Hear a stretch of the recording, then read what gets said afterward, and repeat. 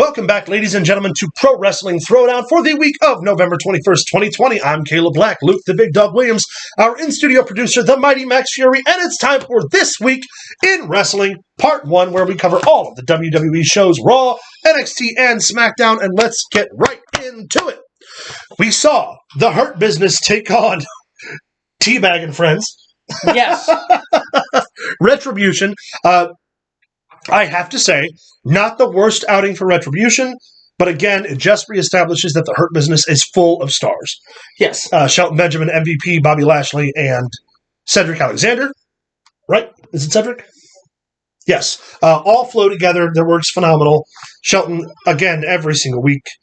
Why he's not a main guy is just beyond me. Agreed. Because he should be. Yeah. He absolutely should be. We also saw, again, Lana get put through another table by Nia Jax again for the 10th week in a row. Anyone who follows me on Twitter realizes that I had mentioned this on Twitter. Creative needs new ideas. They need new writers because it's just as much as I love. I'm a child who grew up and went through the Attitude Era, and there's nothing that pleases me more. We all love tables. Than seeing somebody go through the table, but the same chick, the same way every week. Like, when you see it coming a mile away, it kills it. I agree. And the other thing is just like, so it goes one of two ways. We talked about this a little bit last week. It goes to either it's going to make Lana a superstar at the Survivor Series women on women's match, or it's just us burying Lana because Rusev works for AEW now. And that's what it feels like watching it. It's not like it's an inside thing anymore. It feels like she's just getting shafted. It's not even clever. No, it's not. The whole, you did good. You earned a spot on this thing. Here, shake my hand. Yeah, Psych! And then whip in. And again, poorly showcases Shayna Baszler. Yes. In every match she's in because she barely gets any of her offense. And mind you, Shayna Baszler is the most legitimate women's wrestler there is in the WWE and probably history. Right. She's a legitimate former UFC women's welterweight champion, or featherweight champion, or whatever the weight class is for the women's division. But she's a legitimate UFC MMA fighter who has history, who is physical, and who should be your heavyweight champion. And frankly, you want to talk about like Ronda Rousey was okay. Shayna Baszler's good. Yes. And there's a definitive difference. Why she's not and Shayna Baszler went from the MMA world and legitimately climbed the ranks of Shimmer. Yeah. I mean, she did it the way it should be. And she came into the PC, and in 6 weeks, it's a Kurt Angle turnover. Correct. Nobody learns how to be a pro wrestler in 6 weeks. No. Nobody learns that except for two people. One of them was Kurt Angle. One of them, Shayna Baszler. Yeah. Why she's not the top of the women's division every single time. Randy Orton did it in 3. Oh, no. No, I'm joking. Randy Orton came up through OVW where Jim Cornette was constantly telling him, hey, knock it the fuck off. Santino in the front row. Am I supposed to be scared? Am I supposed to run? What's going on? The big hit for me on Raw, though, was the Randy Orton-McIntyre main event for the WWE Championship. I absolutely loved the match. McIntyre getting the belt back was a huge surprise. It was a surprise. They actually got me. I see. I hear that the reason why is because they've switched the idea for Mania from Edge and Orton to Edge and the Fiend. Yeah. Also, that Randy Orton is champion. They didn't have any viable good guys to be challengers. Really? Where Drew McIntyre, you have all the heels, challengers you could possibly imagine. For me, that was a great match. My favorite match of Raw was the Hurt Business versus the New Day for the Tag Team Championship. Oh, yeah. That was a contest. Yes, it was. Because several points during that match, I was like, they're going to take... Yeah. They're going to take the one match of Survivor Series I want to see, and they're going to ruin it. And they didn't, and I'm happy about that. Yeah, the New Day put on a killer match. And hold on, they wrestled, was it Shelton and Cedric, right? Yes. Because Bobby Lashley and MVP wrestled two members of Retribution. Yes. I should have made that more clear earlier. That's fine. Either way, Shelton Benjamin... Again, super athlete. I loved the spot. What was it? Kofi went for, was it Trouble in Paradise? And Cedric Alexander did like some flippy dodge out of it. I don't remember exactly what happened, but I remember thinking like, I also like the fact he went for the suicide plancha through the ropes. And barely caught Kofi. And immediately, as soon as they hit the ground, bam, went in the ring, hit the fur of the rope, and did it again. Did it again, yeah. which we'll talk about Leon Ruff not doing that on NXT here in just a minute. Yeah. But no, Drew McIntyre getting the belt back obviously again sets up for Drew and Roman. That's a match people should want to see. If you watch SmackDown, you could have seen it coming. SmackDown. Well, even if you watch last week's SmackDown, That's what it means. with the face-off. Last week's SmackDown, you would have seen. And that's a money feud. Yeah. That is a legitimate money feud. And it's because they want the Roman and McIntyre. Yeah. To be the new Survivor feud. Series. The thing that Randy Orton didn't lose that match. He might have dropped the belt, but he didn't lose the but match. he did not lose. One thing I'd like to see come out of it, and obviously He it's learned. never going to happen, He never loses. He learns. is correct. that they should unify the titles right now. They should open Yes, up Raw and they should. SmackDown. There should be one world champion. As long as the world is in a pandemic and I understand. everything, one title makes sense. Yep. And then, when everything goes back to normal, then we can split it back up or something. But Agreed. one title right now is the perfect time to do it. And Roman and Drew, I'm super excited about. We'll talk One about that when we get to Survivor consistent Series. show Yeah. would be fantastic. Let's talk a little bit about NXT. Man, I had such high hopes for NXT. But it was the shits. Yeah. There were two very good high points. One of the things I hated the most, the Leon Ruff Johnny Gargano match. Same thing. Leon Ruff goes for that suicide flip dive. First of all, slow walks or slow pace runs to the ropes. Comes up, climbs a rope, comes down with the front flip, lands on his feet, and doesn't even graze Gargano, but Gargano bumps. Yeah. It looked like hot garbage. The finish with Damian Priest pulling him out of the ring and being like, sorry. I actually liked it. It was a creative way for Gargano to get fucked, for Ruff to keep the belt. I liked it. And I liked it because when Damian Priest picks him up, he's like, sorry, kid, and blasts him.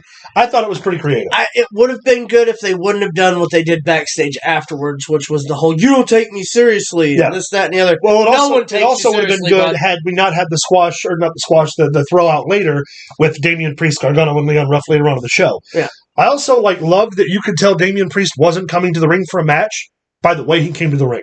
Yeah. Because he was kind of slowing it down, and you could just tell something was off by his entrance because it was kind of lazy. Mm-hmm. And then, of course, Gargano comes out, Leon Ruff gets offense on both of them, which offense on Gargano I get with Leon Ruff. Because Leon, while smaller muscle-wise, is about Gargano's size. Right. There's absolutely no way Leon Ruff gets offense on Damian Priest. Well, I think the only reason that they gave him the offense on Damian Priest is for the fact that the whole, I'm a man, and what you did, now people don't take me seriously, so he's got to kind of get that offense for it to come full circle. Yeah. I'm not a fan.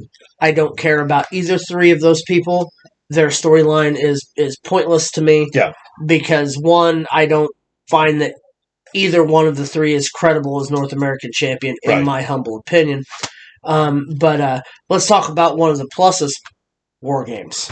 War Games. I just love that William Regal comes out, grabs a mic, and just yells War Games. When That's all there's he a has group to fight, do. yeah. Because we saw there were two back-to-back women's tag matches with the two teams split up. The women's team and the heel women's team and the face women's team. So I'm excited about the women's, but we'll get to the men's here in just a minute. Excited about the women's War Games, but speaking of the men's, the big thing, Finn Balor comes back. Yes. Talks about how he defended the NXT World title with a broken jaw, that he's back to do business, and then he's interrupted by Pat McAfee and friends.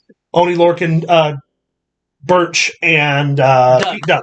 Yes. And Pete Dunne, just looking fit, jacked and juicy. Yeah. I did like when Pat McAfee was mocking Breezango, that Pete Dunne grabbed his arm and was like, no, we don't do that. We're serious. Yeah. And then Finn Balor had the best line I've ever heard in a wrestling promo when he was like, the mice will play while the cat's away, but the cat's back. And look what I just did. And then Shock the System hits. And I think that Finn Balor being the mouthpiece the way that he was used correctly.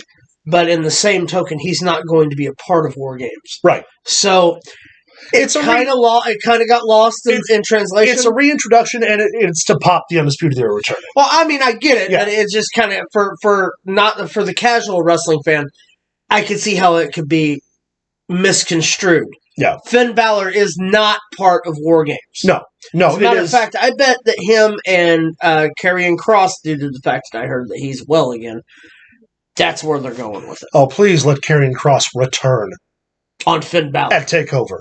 Please let Karrion Kross return at TakeOver. This is why. Karrion Kross returns, gets the NXT title back from Finn Balor, and then we get the NXT UK title feud we were supposed to get before the pandemic between Walter and Finn Balor. Yeah. That's what I want. Because eventually, all roads lead to Walter versus Karrion Kross.